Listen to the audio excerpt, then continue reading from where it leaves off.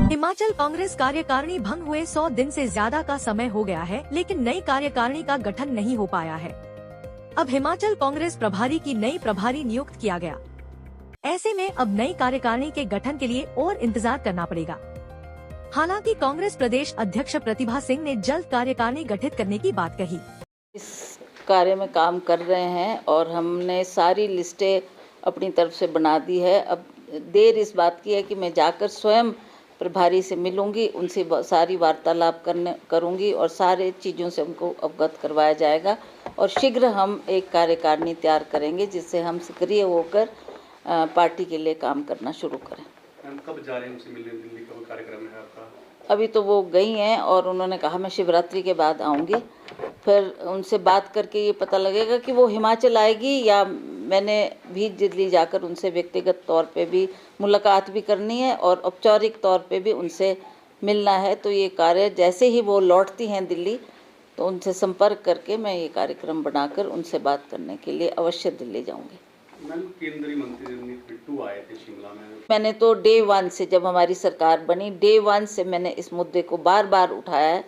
सुक्खू जी से भी कई बार ये निवेदन किया है कि अब सरकार हमारी बन गई, हमारे लोगों ने जिन्होंने रात दिन पार्टी के लिए काम किया है उनको एडजस्टमेंट कहीं ना कहीं होनी चाहिए। ये बात मैंने उस वक्त भी की है और बार बार जब मैं उनसे मिलती हूँ तब भी मैं उनसे यही बात करती हूँ कि आप खुद भी संगठन में रहे हैं, आप जानते हैं कि किस तरीके से हमारे संगठन के लोग पार्टी को सत्ता में लाने के लिए काम करते हैं। जब भी उनको आदेश दिया जाता है वो फील्ड में जाकर पार्टी की मजबूती के लिए दिन रात करते हैं। तो ऐसे लोगों को नज़रअंदाज ना करें, उनको भी कहीं ना कहीं रिवॉर्ड मिलना चाहिए, उनको भी उनका जो उन्होंने काम किया है उसका फल उनको अवश्य देने की कृपा करें। और हम भी चाहेंगे कि जिनकी एडजस्टमेंट्स सरकार में नहीं हो पाई है, कुछ अभी करेगी सरकार और उसके साथ साथ हम संगठन में भी उनको अहम ओहदे पर रखेंगे ताकि वो उसी मजबूती के साथ और उसी लक्ष्य के साथ काम करें।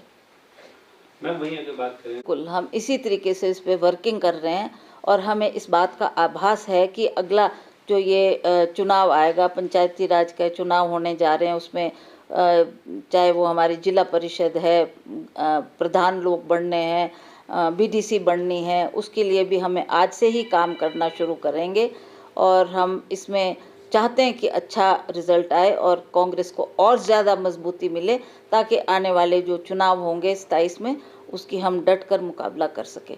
हमें खुशी है कि जो हमारे शुक्ला जी यहाँ के प्रभारी रहे, उनके कार्यकाल भी बहुत अच्छा रहा, उन्होंने भी बहुत समय दिया, बहुत हमारी मदद करी, सरकार को बनाने में उनका बहुत अहम रोल रहा और बहुत पॉजिटिव तरीके से उन्होंने उस वक्त जो हमारी ज़रूरत थी उन्होंने उन ज़रूरतों को देखा और उन मांगों को पूरा किया और टाइम बाउंड टाइम में उन्होंने उस काम को पूरा किया जिसकी वजह से अच्छा परिणाम रहा और कांग्रेस की सरकार यहाँ बनी।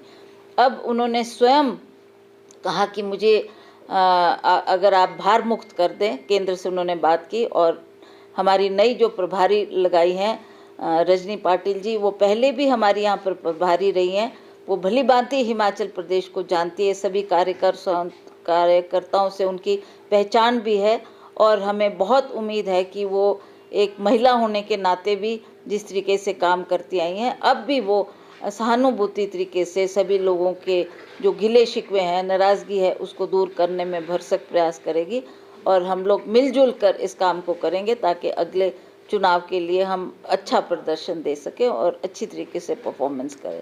जहाँ तक संगठन की बात है, संगठन को मजबूत करने की बहुत ज़्यादा ज़रूरत है और हम इस कार्य में लगे हैं। हमने अपनी जो ग्राउंड वर्क है उसको हमने कर दिया है, लिस्टें हमने बना दी है, अब केवल मात्र उनसे चर्चा करनी है और वो क्या आदेश देती है फिर हम आगे बढ़ेंगे। देखिए, बिट्टू जी आए हैं पर उन्होंने जो आंकड़े पेश किए वो सही आंकड़े नहीं थे, ना उन्होंने उस पर होमवर्क किया है, ना सही तरह से उसकी जानकारी हासिल की है और यहाँ आकर उन्होंने जो कहा है उसकी कॉन्ट्रडिक्शन कल हमारी पार्टी की तरफ से हुई, हमारे मंत्री ने उस पर जवाब दिया है और सारी सही बात लोगों के सामने रखी है। मैम, दिल्ली को आज महिला मुख्यमंत्री मिल रही है, किस तरह से देखती हैं? ये अच्छी बात है कि एक महिला को उन्होंने मौका दिया है, महिला वहाँ की मुख्यमंत्री बनी है। अब जो वायदे उन्होंने लोगों से किए हैं उस पर वो कितना खरा उतरती है, उस बात का हम इंतज़ार करेंगे और देखेंगे कि किस तरीके से उनकी कार्यकारिणी में वो काम करते हैं और किस तरीके से लोगों की जो उम्मीद उनसे है उसको किस तरीके से पूरा करते हैं।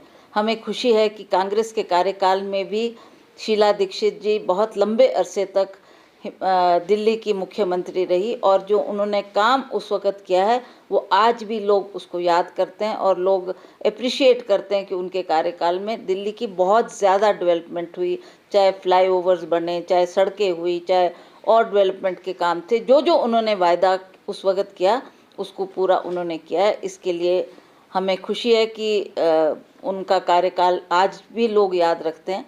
अब हालात के मुताबिक अब नई दिल्ली को महिला मुख्यमंत्री भी नहीं मिली है, तो हमें आशा है कि वो भी लोगों की आशाओं के मुताबिक खरा उतरेगी। की पॉलिसी है, let's see how it works out.